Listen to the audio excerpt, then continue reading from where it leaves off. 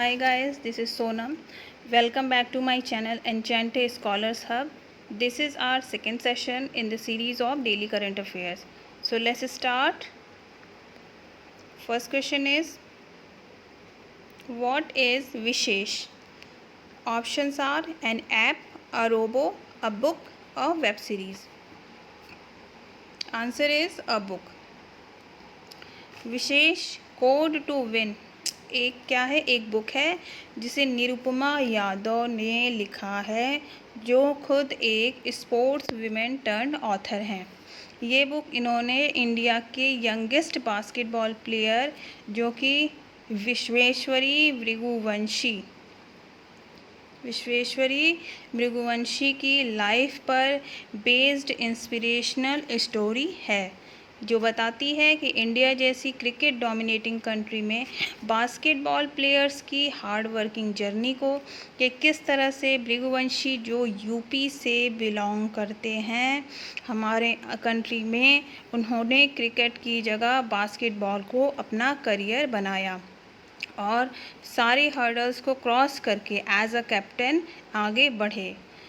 जिस तरह से हमारी कंट्री में क्रिकेट को सबसे ज़्यादा प्रमोट किया जाता है, उसी तरह अदर स्पोर्ट्स को भी प्रमोट करने की ज़रूरत है, ताकि आगे भी स्पोर्ट्स से अलग से प्लेयर्स निकलकर सामने आएँ और आगे बढ़ें। बात कर लेते हैं अब ये बुक लॉन्च कब हो रही है, तो ये लॉन्च हो रही है 29 अगस्त को। 29 अगस्त को क्या है, उस दिन हम अपना नेशनल स्पोर्ट्स डे सेलिब्रेट करते हैं। नेशनल स्पोर्ट्स डे हम क्यों सेलिब्रेट करते हैं? On the birth anniversary of our hockey legend major Dhyanchand के बर्थडे एनिवर्सरी पे हम 29 अगस्त को मेजर ध्यानचंद की एनिवर्सरी सेलिब्रेट करते हैं, जिसे हम नेशनल स्पोर्ट्स डे के रूप में मनाते हैं। So guys, next question, what is OHE? Options are inspection app, computer, online game, robo. Answer is inspection app. Inspection app क्या है? एक ओवरहेड इक्विपमेंट इंस्पेक्शन ऐप है ये, जिसे रेलवे ने बनाया है। और इसे क्यों बनाया गया है? इसे इंडियन रेलवे ने ट्रेनों को लेट होने से बचाने के लिए बनाया है। इस ऐप की हेल्प से इंडियन रेलवे लेट होने वाली ट्रेनों पर मॉनिटर कर सकेगी, और जो ट्रेनें लेट होती थी अपने डेस्टिनेशन पे, अब वो टाइम के हिसाब से सही टाइम पे अपने डेस्टिनेशन पर पहुंचेंगी। Next question, Mohammad Irfan Ali the new president of Guyana will succeed. Options are David Granger, Paul Rivas, Robert Corbin, Donald Ramotar. Answer is David Granger. Guyana के former housing minister Mohammad Irfan Ali, जो अब गुआना के नए प्रेसिडेंट होंगे, वो People's Progressive Party, that is PPP, stand for people progressive party को lead करते हैं। उन्होंने डेविड ग्रैंजर को सक्सीड किया है। डेविड ग्रैंजर जो कि ANPU के लीडर हैं, जिसका फुल फॉर्म है partnership for national unity and alliance for change. Election में मोहम्मद इरफान अली को 65 में से 33 सीट्स मिली, जबकि ANPU या डेविड ग्रैंजर को केवल 31 सीट्स ही मिली आउट ऑफ 65। अब गुआना की बात कर लेते हैं। गुआना एक साउथ अमेरिकन कंट्री है। गुआना की कैपिटल है जॉर्ज टाउन, और गुआना की जो करेंसी है वो है Guyanese dollar. So next question,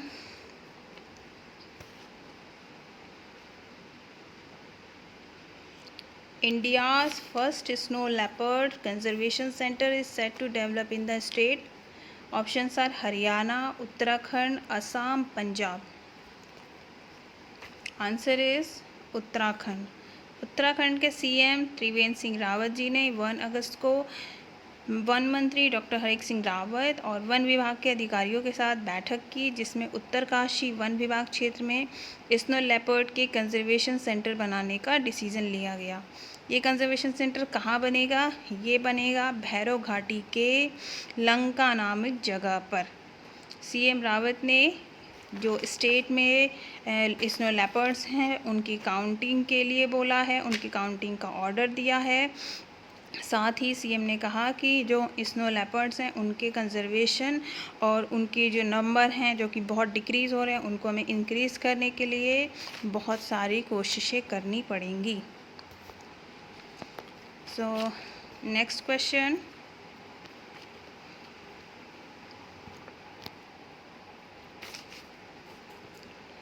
who is appointed as the new CAG? Tushar, option है तुषार मेहता, राजीव महर्षि, जीसी मुर्मू, नरेंद्र सिंह तोमर।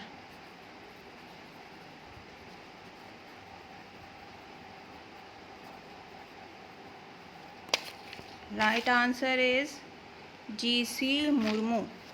जीसी मुर्मू जो जम्मू कश्मीर के एलजी थे, अब इंडिया के न्यू कैग होंगे। CAG is stand for comptroller and auditor general of India. Comptroller and auditor general of India.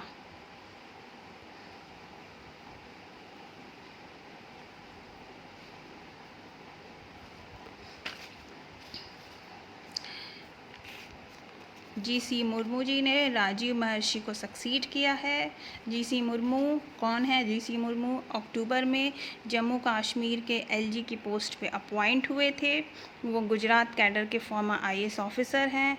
उन्होंने 2016 और 17 के बीच पब्लिक सेक्टर बैंक्स के लिए इंद्रधनुष प्लान के एग्जीक्यूशन में कंट्रीब्यूशन किया था। इंद्रधनुष प्लान क्या है? इंद्रधनुष प्लान एक 7 प्रोलॉन्ग्ड प्लान है जिसे 2015 में पब्लिक सेक्टर बैंक्स के इश्यूज़ को रिजॉल्व करने के लिए सेट किया गया था। Next question, who was Ann Grau? Ann Grau writer, guitarist, footballer, cinematographer. Answer is writer.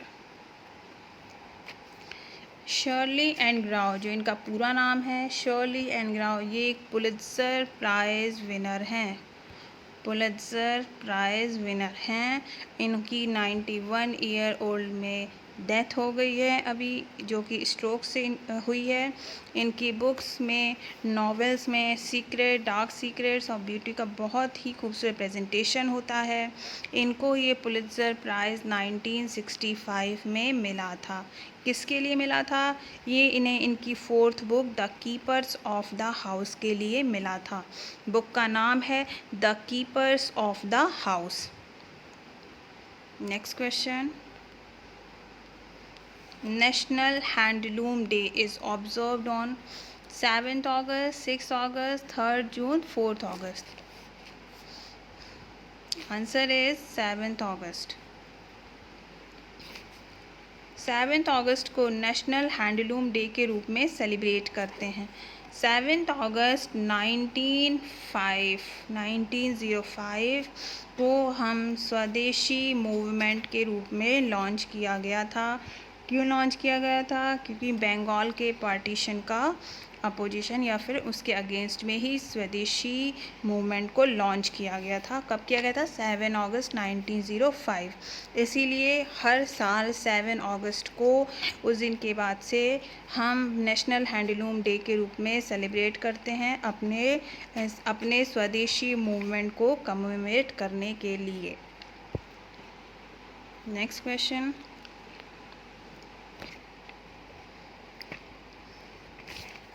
India's first Kisan Rail will start its services from 7 August. The train will run between Options are Devlali to Danapur, Bhusawal to Mughalsarai, Barsoi to Panvel, Fatuha to Nasik. Right answer is Deolali to Danapur. देश में किसानों को आर्थिक रूप से मजबूत करने के लिए सेंट्रल गवर्नमेंट ने इस साल से किसान रेल शुरू करने की घोषणा की थी, जो कि 7 अगस्त से शुरू हो गई है। अब ये 7 अगस्त से जो सर्विसेज शुरू हो गई हैं, ये किसान रेल सेवा को एक नई डायरेक्शन देने के लिए शुरू किया गया है।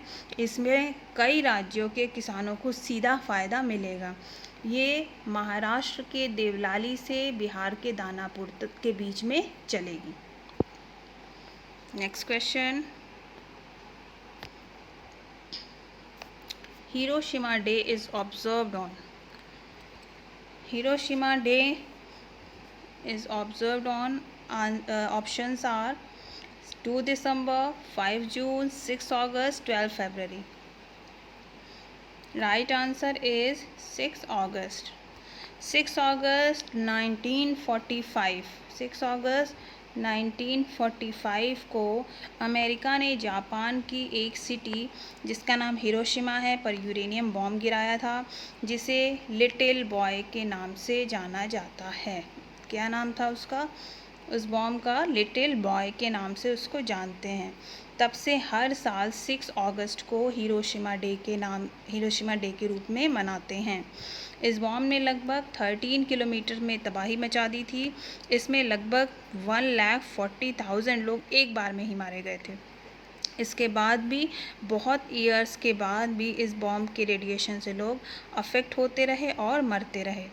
इस बॉम्बिंग के जस्ट 3 डेज़ के बाद, मीन्स 6 अगस्त के थी, यानी 9 अगस्त को अमेरिका ने जापान की एक दूसरी सिटी जिसका नाम नागासाकी है, उस पर एक प्लूटोनियम बॉम्ब गिराया, जिसे फैट मैन के नाम दिया गया। क्या नाम दिया गया?